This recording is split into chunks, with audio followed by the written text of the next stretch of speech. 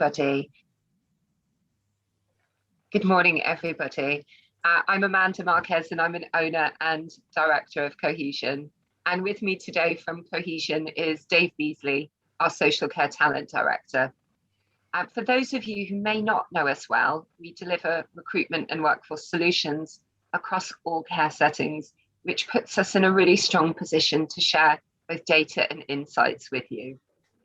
Now, this year, we've been hosting an increasing number of social care forums, which are designed to share our best practice, as well as giving voice to other experts on relevant topics. And this event was not in our schedule for the year, but then who on earth could have planned for what we've all seen and experienced? I'm not quite sure. Social care recruitment has always been challenging, but COVID, mandatory vaccinations and Brexit have all made it even more so. And I know I don't need to tell you that. Just yesterday, People Management reported that vacancies were at an all-time high of almost 1 million, which is an increase, quite an astonishing increase of nearly 300,000 from the previous quarter.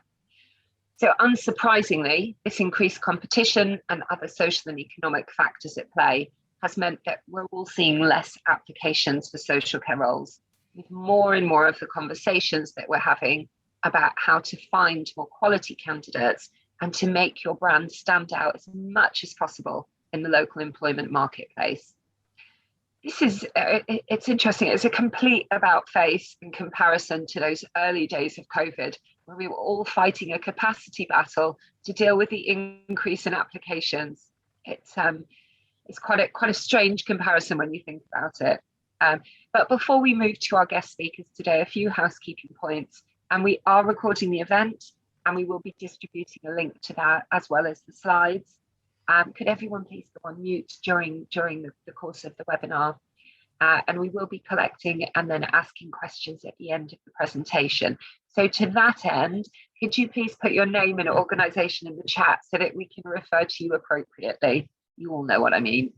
And so now I'd like to go to our guest speakers, Adam Winterton and Katie Drake from Dawson Walker, with over 50 years of recruitment marketing between them. They're going to be sharing their knowledge of both longer term attraction strategies and practical steps for what you can do now. So over to you, Adam and Katie. Well, thank you, Amanda, and lovely to be here. Thank you so much for inviting us to join this session. We're delighted to be here, and lovely to meet everyone. I know we can't properly meet at the moment, but it's really lovely to be here. What an important subject to talk about. So we're delighted to share our experiences with you, and of course also learn from your experiences. So it's going to be really interesting during questions to maybe look at some of those things. So I'm Adam Winterton. I've been in, as you can tell by my grey hair, I've been in the recruitment marketing world for quite some time, and I've worked at some of the big network agencies, and now work at Dawson Walker Communications. We work with many organizations, helping them with their employer brand, their recruitment marketing, and helping them attract talented individuals. But let me pass over to Katie so she can introduce herself. Yeah, hi everyone. Thanks, Amanda. I'm Katie Drake. I've been with Dawson Walker for over 10 years now, but in the employer brand and recruitment marketing industry for probably over 20. Worked with a number of different agencies, worked with a huge range of different clients, huge clients to smaller clients over the years. And delighted to be here to share our thoughts and our experiences with you. Brilliant, thanks Katie. So I'm now going to start screen sharing. Hopefully you'll be able to see my screen, and it should be visible nice and large on your screens. I hope you can see that. Attracting quality people in a challenging market. What a subject, and one that I guess has been a subject that has almost been throughout my career history, a challenge in your sector. I don't think there's been a time where actually people in the sector have been saying, well, actually, isn't it easy to attract care and support workers at the moment? And so it's been a problem and a challenge for your industry or sector throughout my career. Just a quick run through our agenda. So we've introduced ourselves. I'm so sorry we haven't got the opportunity to go around the table and meet all of you, but perhaps there will be an opportunity to do that in the future.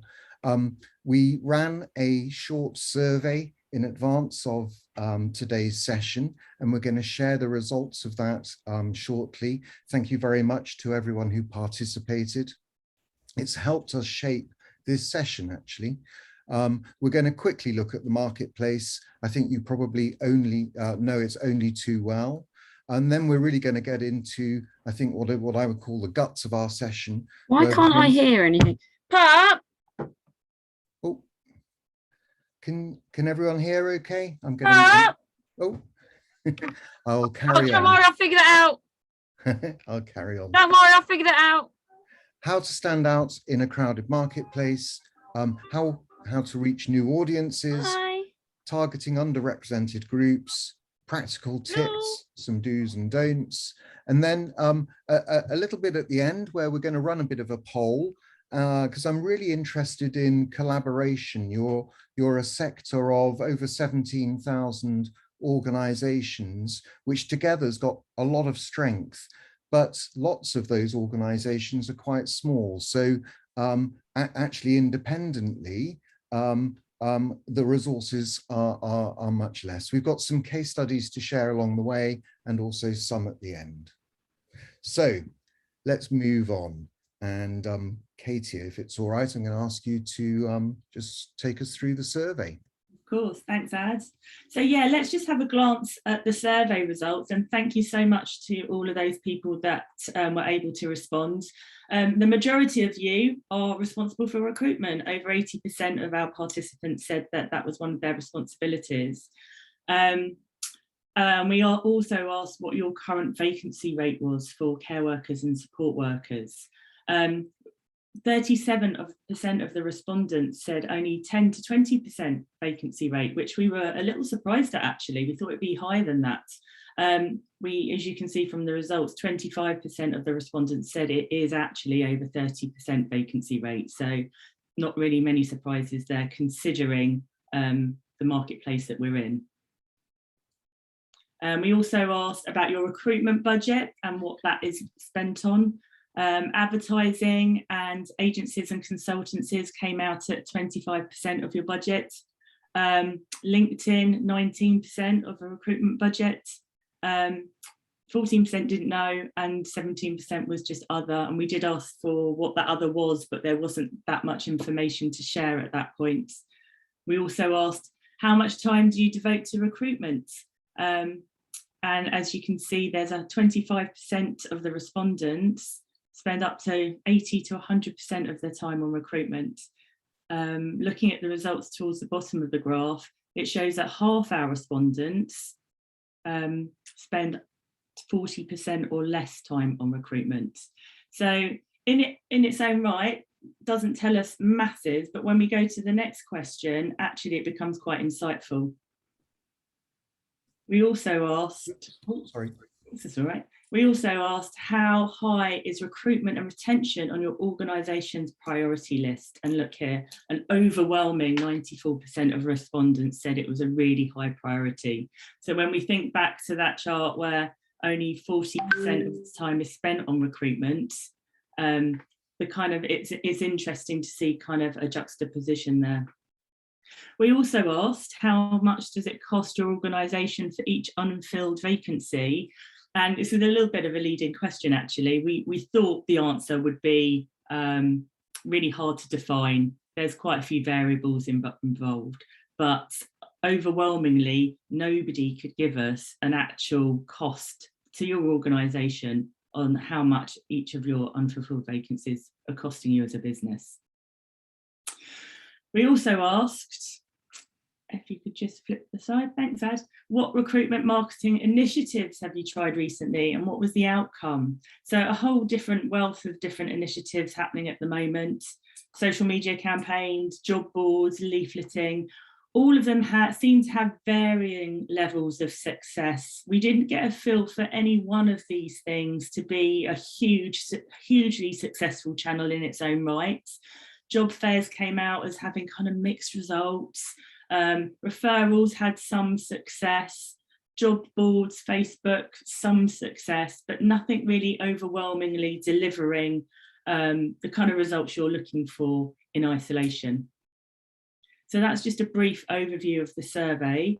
And as Adam said, you know, we also ask, you know, what were you hoping to find out from this session, which is now guiding the rest of the sections. So I'll hand over to Ad to go into the main section that came out as a number one, which was, oh, sorry. That's all right, Katie. You're doing the marketplace first. We will get to it. Standing out in a crowded marketplace is the answer to your question. But just before we get to that, the marketplace itself and a little bit of info. Sorry, we were jumping from slide to slide a little bit there. But just to have a quick look over the marketplace. So you're probably familiar with charts that look a bit like this, the unemployment rate. And I think we've all been surprised that unemployment hasn't risen more sharply during the last year and a half. Obviously, lots of government initiatives in place to help stop that happening. And now, as many of the COVID restrictions have been released, we're discovering that vacancy levels, as Amanda mentioned in her introduction speech, are rising to really high levels. So actually, the recruitment marketplace is possibly more competitive than it ever has been. And that competition is exacerbated because people are feeling more confident, more secure, and more able to change jobs, and organizations are on the hunt for jobs, and even those sectors where we thought there might be excesses of people, like the hospitality sector, are really struggling to recruit. Again, you're probably familiar with many of these statistics. These are borrowed from the Skills for Care website. So huge number of organizations in your sector all vying for those quality candidates. And there are, at any given time, around about 112,000 vacancies in the sector. And I expect at certain moments in time, that's much, much higher than that. That number probably is quite a modest number because it's averaged. So what's in the news? Well, this is a selection of news stories that we reviewed about a week or so ago that the BBC were running, and every single one of them had either a negative tone or took a negative stance. And I think that's pretty much par for the course. I think the care sector always attracts, very unfairly, I have to say, always attracts negative news stories. And that impacts on the reputation of the sector and whether people are going to join it or not. So for me, the media are playing a strong and rather negative role in how easy you find it to recruit people. So we are now going to move on, Katie, to our first section, which is how to stand out in a crowded marketplace. And for this section, we just wanted to share our methodology, how we help organizations do this. And it could help, with what we hope it does is help give you some insight that maybe you could start using yourselves. So this pie chart just summarizes and simplifies the process that we take. So we look at three key things really. Your offer, the offer of the organization. What is it that you can offer as an employer of choice? What can you offer people who come and join you? We also look at what are your competitors are doing, and that might be your direct competitors. So it might be other, for example, local care providers, but it might also be other employers who are attracting or trying to attract from the same talent pool. What are those people that you're trying to attract looking for? What is your audience interested in? What motivates them? Why would they want to come and join your organization? And as you can see on the Venn diagram, where those areas overlap with each other, there are things that we're particularly looking for. So for example, how does your offer stand up against what your competitors are offering? And what is it that differentiates you? How can you stand out in that marketplace? How can you make your offer different and compelling? And at the bottom, as you can see, with those three words, authentic, compelling, and targeted, those are kind of what we always keep in our mind when we're thinking through attraction campaigns, that whatever we do, however we describe the opportunity, it has to be a realistic description, an honest reflection of what the organization can share. What makes it compelling? What makes it exciting? How can you inspire someone to come to you? And how can we target the right audience? So I just want to share a little example of how we've brought that to life recently. Flip through, oh, it's gone. That's right, you're on clinical advisors. Sorry? You're on clinical advisors.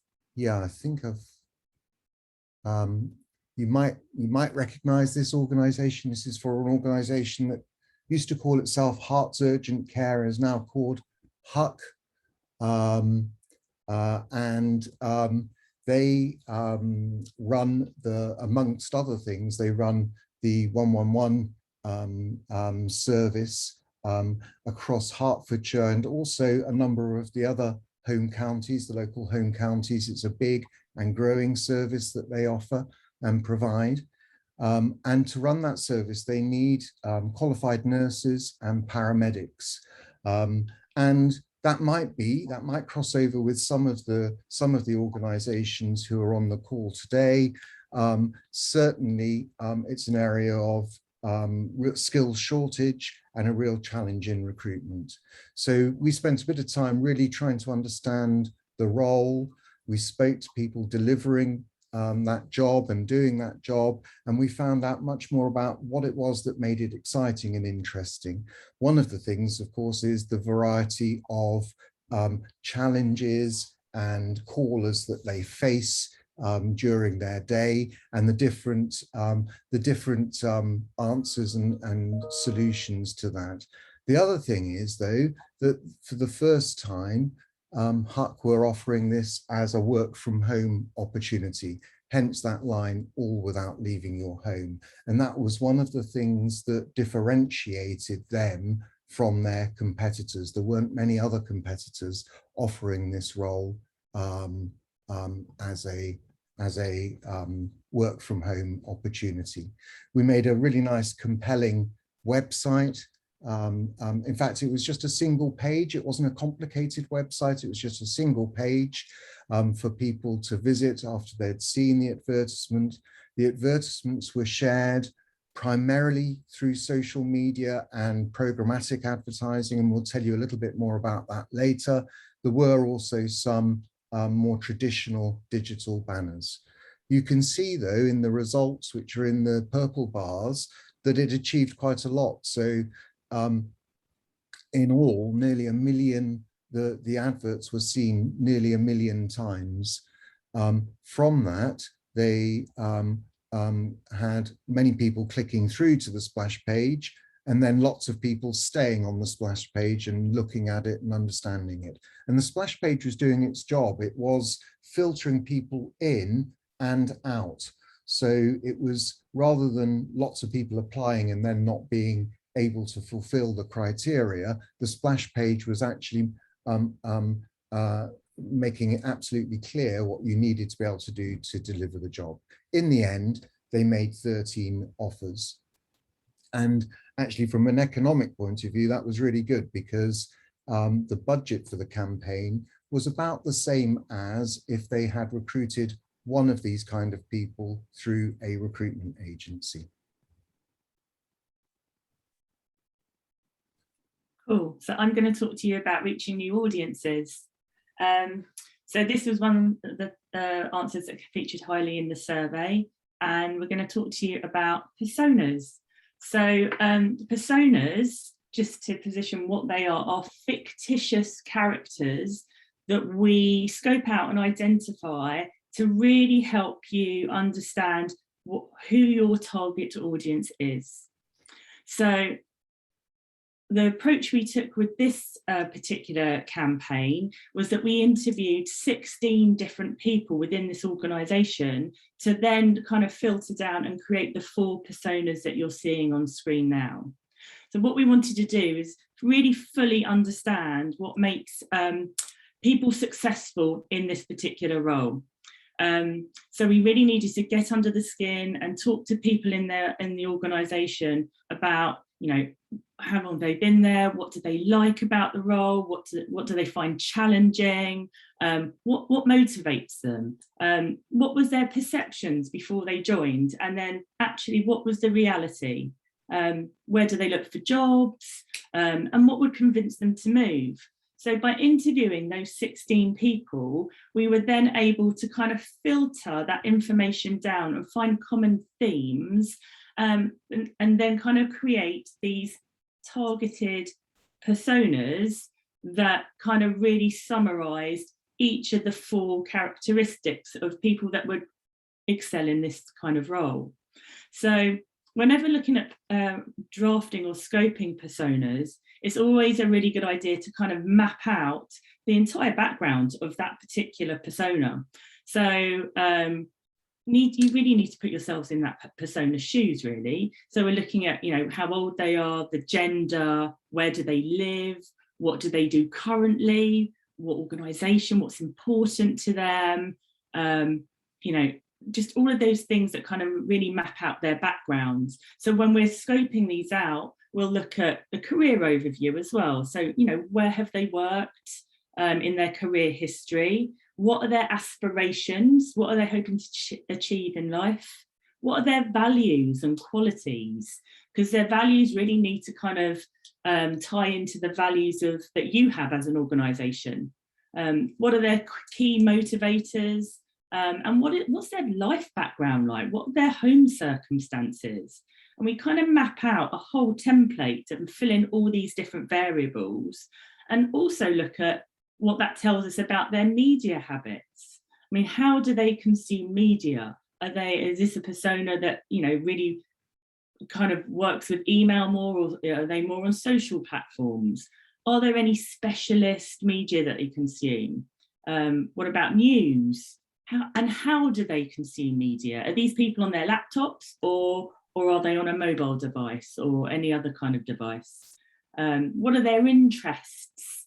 Are they into TVs and movies, or maybe shopping or hobbies? We really scope out a whole kind of background for each one of these fictitious characters. And then once you've done that, it's really good to kind of just test it with your, you know, the people within that role in the organisation to see if it kind of really feels right. And then that gives you an absolute focus when you go to market on who you're trying to reach. And it'll open up new ideas about media channels and the messaging and how you need to talk to these people in a real authentic way to attract good people into your organisation. Just want to flip on ads, because that will lead me to the channels side of things. So the personas really help kind of map out what channels you might want to approach. on the left-hand side of the slide, we've got all the kind of the more traditional jobs boards that you will, be really familiar with. They could be generalist job boards or maybe more specialist ones. There may be sort of referral programs. You may do kind of recruitment events, but that's all well and good for attracting those active candidates that probably may know about you, or already in the industry, and are more likely to apply to your jobs anyway because they're already looking. What the persona work does is help us move towards the more passive audience, actually. The passive audience are people who could be great at a particular role in your organisation, but they might not know it yet. They might not know about care or support workers, or other health roles in the health industry that they might be really suitable for. But with that persona information, we can really help target really key profiles and reach them passively. Maybe the Google Display Network, which is a whole network of different websites, or through Facebook or through Instagram.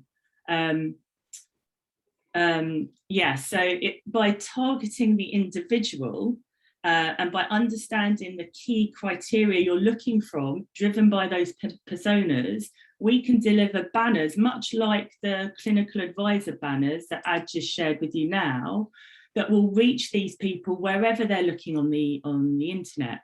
So it's a bit like programmatic advertising is a bit like when you're looking to buy a sofa, for example, and then you think, oh, I've had enough of looking at a sofa, I'm now going to look for a holiday. But those sofa ads will follow you around the internet and be served to you on different web platforms.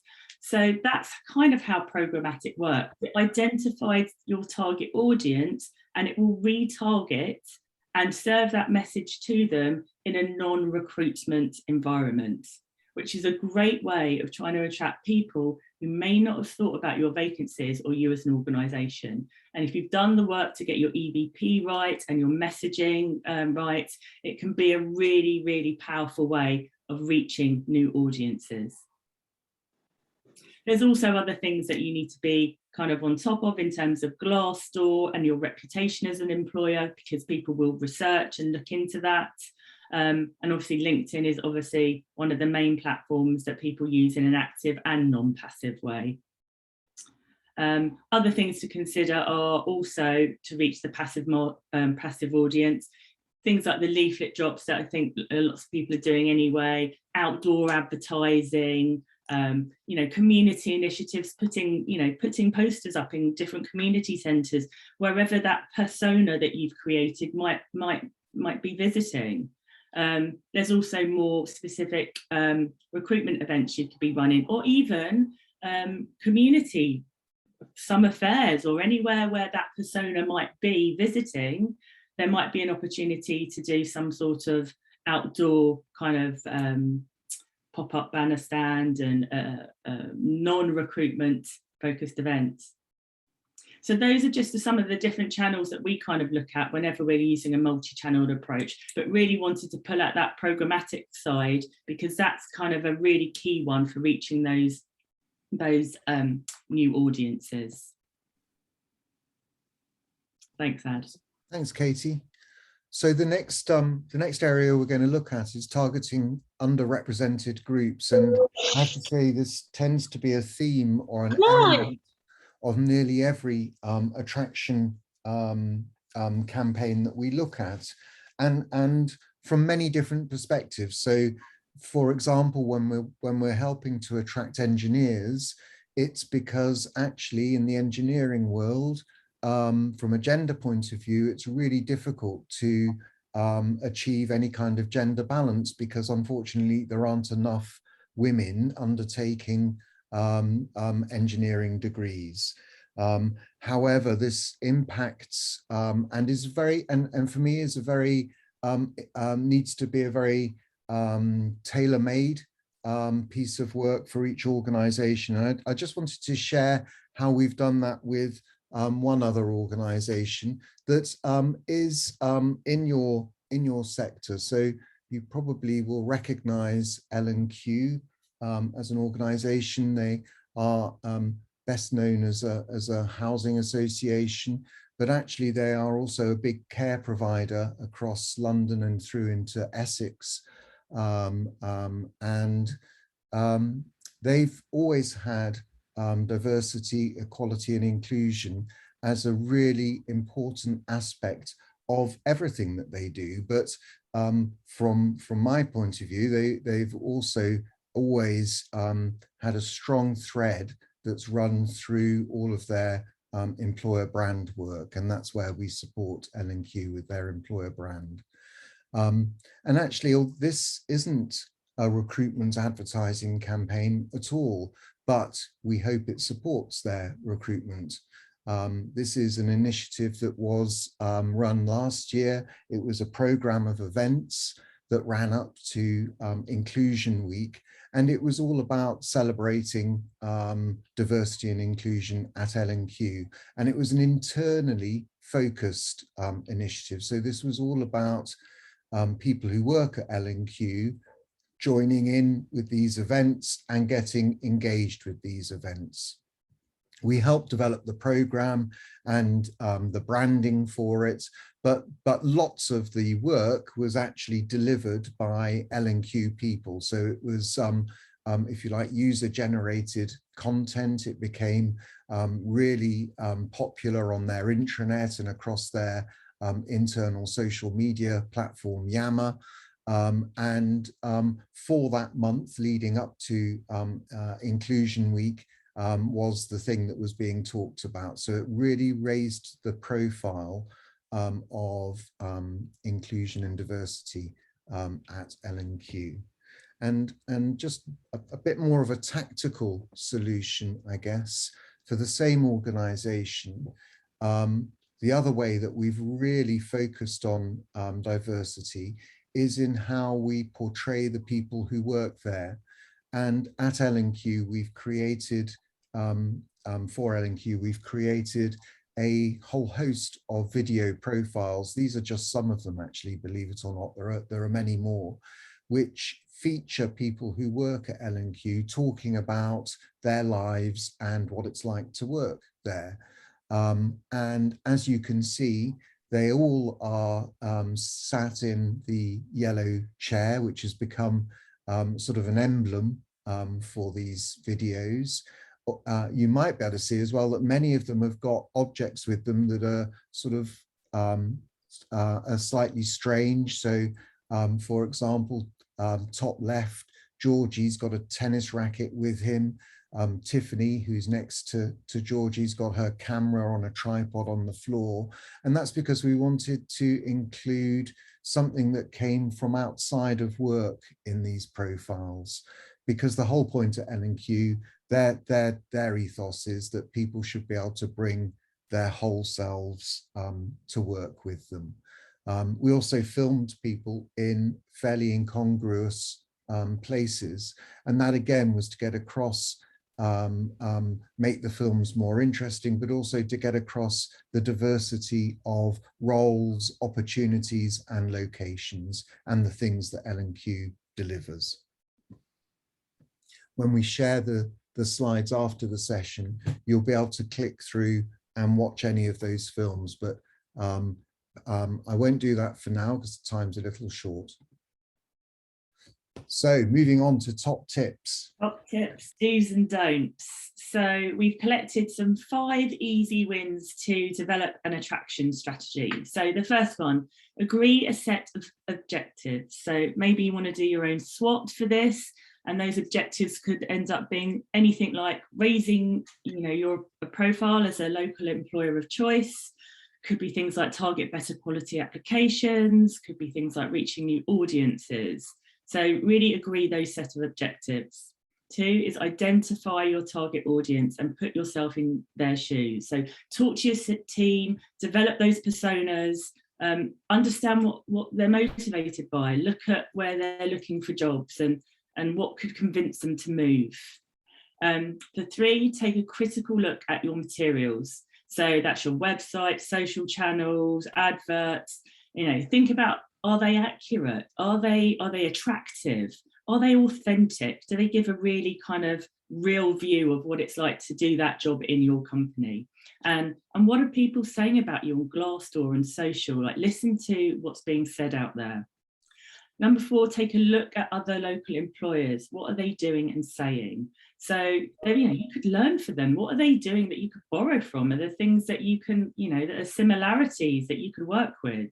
It's always a good idea to keep a very close eye on what your other local employers are doing, and measure the impact of your work.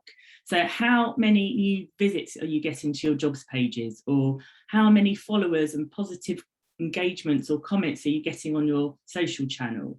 And are you attracting ultimately quality applications? This is not about volumes of candidates. This is about attracting quality people into your organisation, much more so than volumes.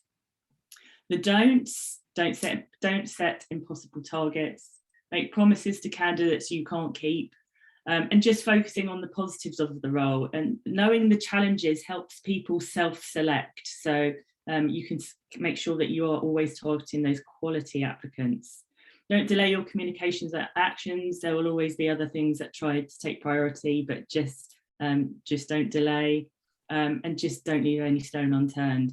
Don't ignore your competitors, and just make sure everything that you do is measurable. And then that can inform your learning and help make sure that your return on investment is really focused when you go out to market again and again. And don't use more words than you need to. Short, concise, simple, to the point is always better.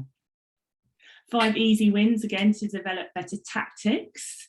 So encourage employee advocacy. So your people are, what are your people saying about you in a positive way? You know, do they know what positive impact that they can have? Are they aware of what they can say? Do you need to give them some guidelines? And how do you encourage their referrals? Use your owned and earned free channels first. So those channels are your people. It's your website. Is your website selling your jobs? It's your social channels. Are you posting positive stories, jobs, etc.? And actually schools or colleges or universities, they're also a free channel that you can utilise. 3, announcements or adverts. Are your job postings just a list of duties and requirements, or are they really selling your organisation and really selling the role? And understanding your target audience. Talk to them. They're working for you. Very few, very high quality applications are better than, you know, poor quality applications every time. So it's about getting really focused. And is your process user friendly? What's your application form like? Are you, asking too many questions? Could it be simplified? Is it very content heavy, or the information that's being shared? Could you make more videos to make it more digestible? And is the process quick, and do you treat every candidate like a VIP? Are you making sure that they're getting back to in a timely manner, and their experience ties into your employer brand and how they see you as an organisation? The don'ts: don't underestimate the power of word of mouth. That's a big one, especially on the social channels. Spend money on advertising until your own channels are vibrant. So make sure that you're doing the best with all your free channels first. And don't just announce jobs. They need to be selling your roles and your organisation. And right for everyone. Be inclusive, be personable, and make sure that that comes through whenever writing any communications. And don't make the process cumbersome or onerous. They'll switch off. Candidates need an easy, simplified process, and the more easier you can make it for them, the more you'll get your quality candidates ready to sign up. And don't be too formal. Just having that personal approach, people need to feel welcomed. So we always encourage, wherever possible, for the communications to be open and very personable. Thanks, Katie. Those are some great do's and don'ts. I'm aware that we're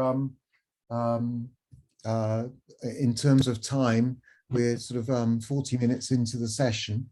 So I'm wondering if we could just quickly do this this quick piece, which I think is quite interesting. You're a set of organizations, lots of organizations, some of them quite big, like L&Q that we were looking at just now. Many of the organizations, though, in your sector are much, much smaller and with less resource available. And you share some common challenges.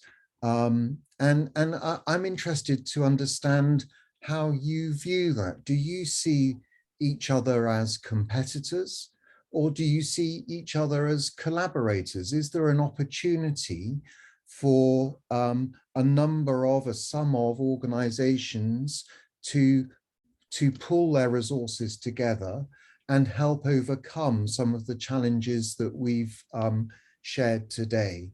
And if you wouldn't mind, I'm wondering if we could do a quick poll and get your responses to that. So hopefully I'm about to share a poll on your screens.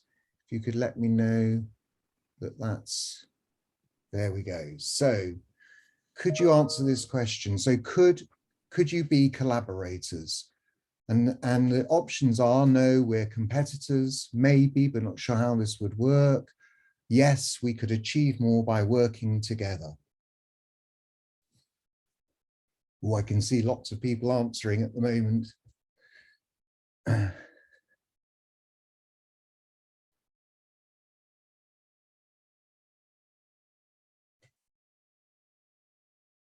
going to leave it just a few more seconds before we share the results. Please keep clicking away. 60 of 81 responded. That's pretty good. Right, I'm going to end the poll and share the results. So here we have it. So, so in answer to the question, could you be collaborators? One, no, we are competitors. Well, 13% of you say that. Maybe, but not sure how this could work, 53%. But actually 33% of people are saying, yes, we could achieve more by working together. And I know that you already do this. And I know, Amanda, that you're helping all of the organizations that you work with and are connected to in a really positive way to do this. And at Dawson Walker, we'd love to offer our support and throw into the mix our support to help organizations who would be interested in doing that, and would be delighted to pick that up with those organizations. Interesting to see that a third of you are saying, yes, we could achieve more by working together. Well, if you think there's something that we could do, that we could help organize that, we'd be delighted to. Or, of course, you can take your own initiatives. Brilliant.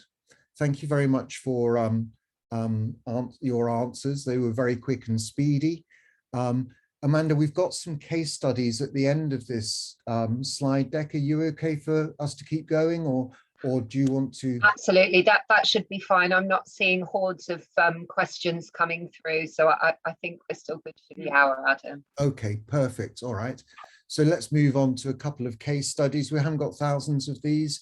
We shared a few as we've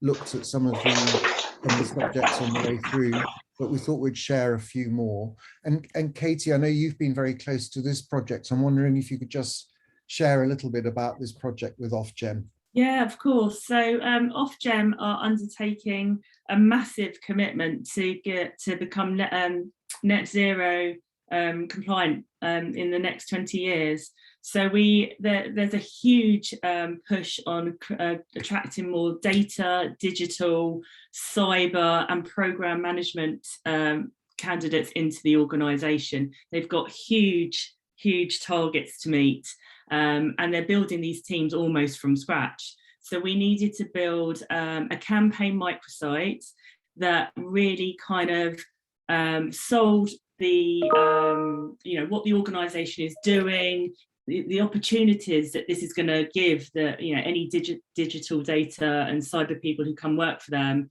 and just give everyone as much information as they need to make an informed decision about joining the organisation for any one of their roles. So we've got, won't see it all here, but there's a welcome page which has a message from the Chief of Data. We interview people in the organisation. We've got a dedicated page to each of the department areas, and a search area on the website where people can search for those vacancies that they're looking for, just to help people really understand what a massive undertaking this is for Ofgem, and just what an opportunity it is actually to be a part of something massive.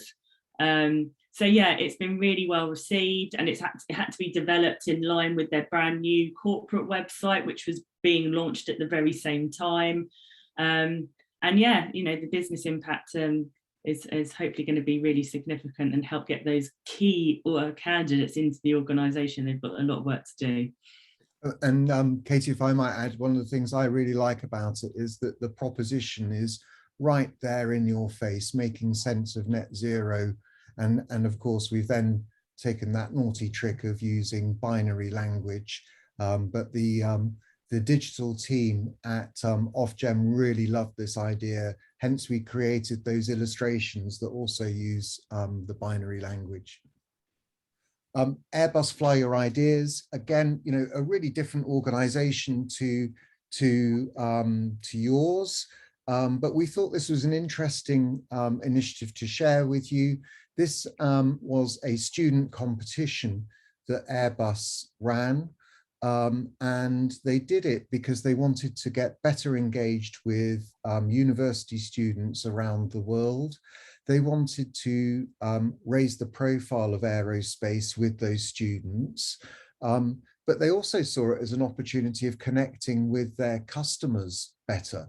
So, and their customers, of course, are all the airlines. So people like British Airways and all those airlines who unfortunately are having a very tough time at the moment. But when we were working on this project, we're all very busy buying aeroplanes from Airbus, and they were really excited about the fact that Airbus was investing in the future in such a big way that they were reaching out to students around the world to help solve some of the big aerospace challenges around the world. You know, how can you make aerospace sustainable? You know, we were just looking at a net zero concept for Ofgem.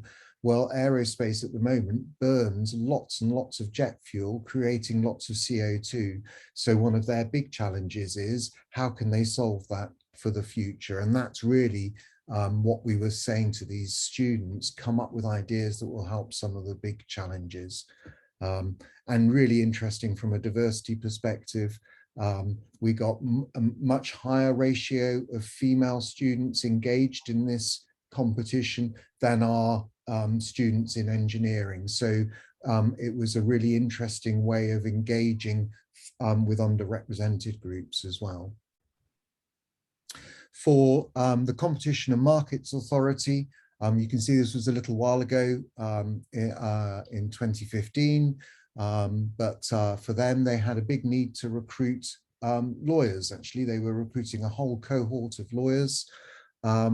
And so we said, well, actually, it's when people meet you and start talking to you about the work that you do, that's when you really are able to start telling the stories and getting people engaged in what the Competition and Markets, the CMA, is all about.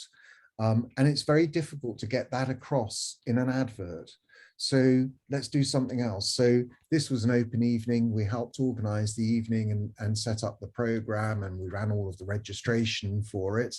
It was incredibly successful because lots of lawyers came along. I think they had over 100 people turn up to the evening. They had some great speakers at the event. So not only the head of legal was there, but the chief executive of the CMA was there to talk. There were lots of people from the recruitment team being able to network and talk to individuals. And actually, in the end, they actually recruited more than 20 lawyers from this piece of work. So it was incredibly successful. And that's just a few screenshots of some of the promotional work and the website that you came to register for the event. So that's it from us, I think. I think I've got a thank you slide. Thank you.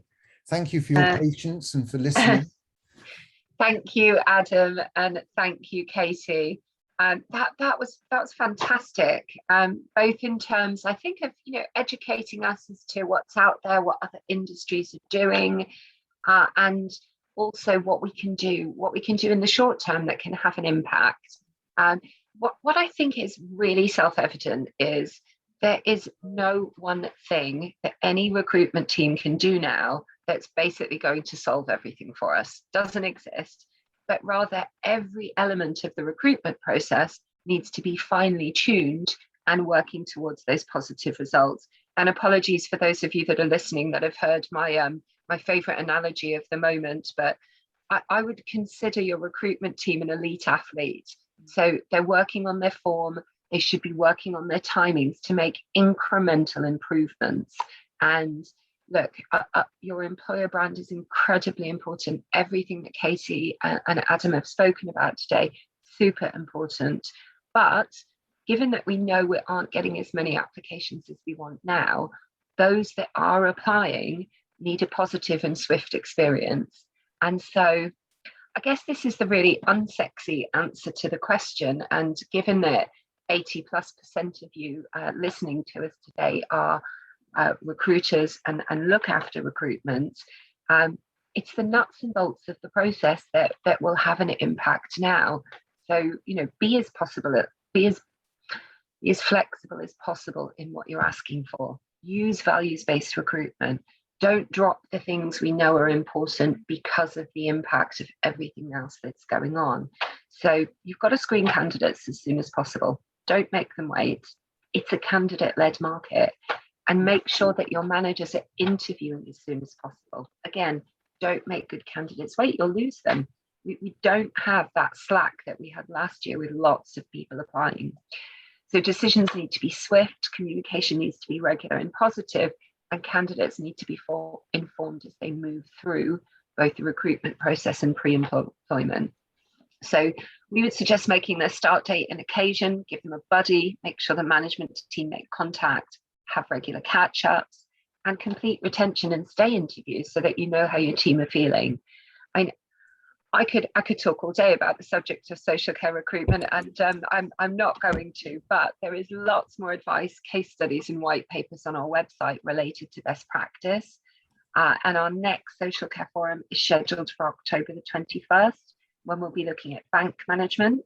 We're going to be joined by Avanti Care and Support, who are going to be sharing how they run an in-house service for bank staff. It actually saves them. Actually, I'm not going to tell you the amount. It's a huge amount of money, but I don't want to steal their thunder. And you can sign up to that now via our website. So if you'd like to talk about any recruitment challenges that we're having, do get in touch. We'd love to talk about it with you. I'm going to hand over to Dave now to open up the floor to questions, but just wanted to say, Adam and Katie, thank you once again. Just thought it was an awesome session, and certainly given us some food for thought for what we can do in terms of collaboration. So it's good to see some messages popping up saying, I'm in. We will certainly be exploring that in our follow-up with you all. So over to you, Dave.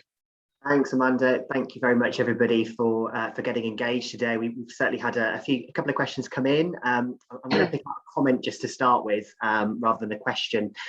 So, Tim, thanks for sharing, and I couldn't agree more with this statement.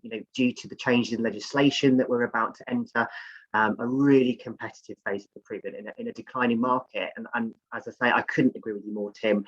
And this is why, everything that Adam and Katie have been sharing today, I completely agree. We need to make sure that our voice as a sector is more compelling than ever. We need to be doing this sector wide, and I just love the idea of more collaboration. So it would be great to see as many of you as possible get involved with any initiatives we can explore there.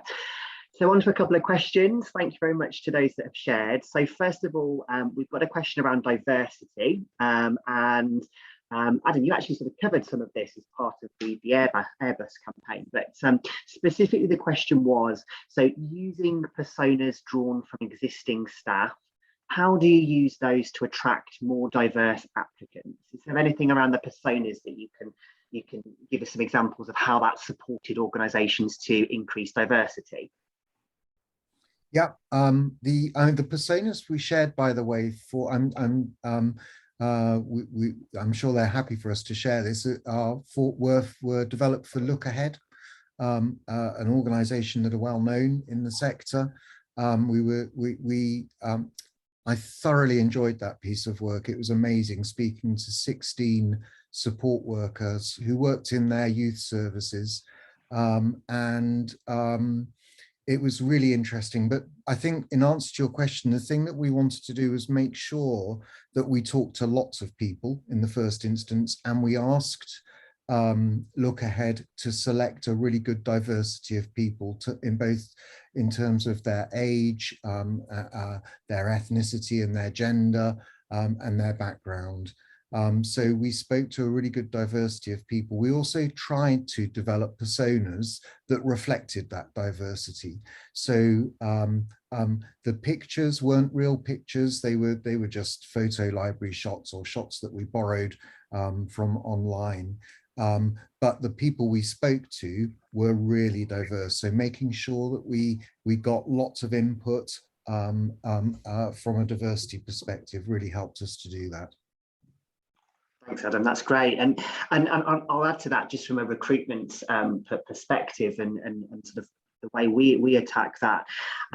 Quite simply, when you look at your website and the imagery that you're using on your website and the messaging that you're going out with, many of you will be using day in the life of stories, which is very similar to the persona work, and sharing what it is like to be a care and support worker within your organisation. I'd say look at that material and does that reflect diversity? Quite often or not, we'll see a careers website and all the imagery is of female carers, and that doesn't positively reflect the diversity within those organisations. So really have a look at that, because what we find is candidates want to see and hear from other people like them within the organisation, really similar to what Katie and Adam were saying around the persona work. So definitely have a look at the material you're using as well. Lovely. We have a question specifically around national advertising campaigns. So we've obviously seen the work in social care, the Everyday is Different campaign, and a couple of comments coming in, around this, sort of seeing little traction or little interest from the wider audience.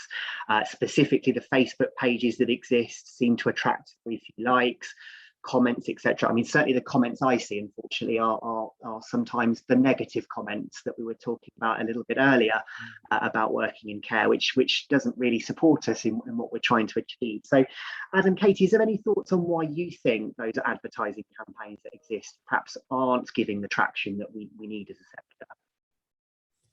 Yeah, I mean, I think it's worth just thinking about what they're trying to achieve with those advertising campaigns in the first instance. So I know there are ways of engaging with them, and there are Facebook pages, but I think the primary purpose of the campaigns is to raise awareness and to try and change perception, and to be a bit of a voice, a common voice. And it's very difficult for a campaign like that to engage with people directly. I think it's much more important for organisations themselves to do that and develop that conversation directly. I think the central campaigns that have been running are much more about trying to change perceptions, raising awareness, showing the possibilities, opening up the opportunities. And I hope it's been positive in doing that. I don't have any evidence either that it has or it hasn't, but I hope it's been positive in doing that. It certainly is needed. You know, the news stories, it's just, I find it appalling, if I'm absolutely honest, that every media you look at, even the media that are, you know, you would think would support social care, like for example The Guardian, even all of their stories tend to have a negative stance about the care sector. And I guess that's because a positive story might not be very newsworthy. It might not be very sensational for them to run. So I guess that's why it's happened. So for me, if a campaign, a national campaign that is run can help combat some of that, that can only be a positive thing. And it can only try and do that at a certain level. I do believe that there's an opportunity for organisations to think about how they might club together locally to engage with local communities.